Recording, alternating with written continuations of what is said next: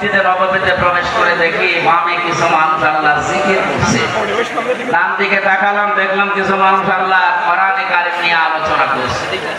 নবীজি বললেন দুইটা দল ভালো কাজে আছে, তবে সবচাইতে উত্তম কাজে আছে আল্লাহর কাছে তারা যারা কোরআনে কারিম নিয়ে ব্যস্ত, আলোচনায় লিপ্ত হোক।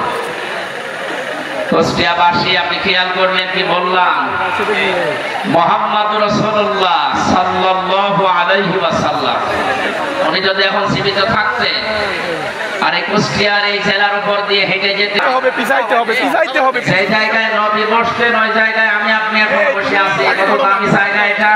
আরেকবার বলেন আলহামদুলিল্লাহ। আল্লাহ 7, 5, 4, 5 নাম্বার লাইনে আছে। আল্লাহ পাক বলেন নবী শুকরিয়া যদি আদায় করেন আমি নিয়ামতকে জীবনে বাড়িয়ে দেব।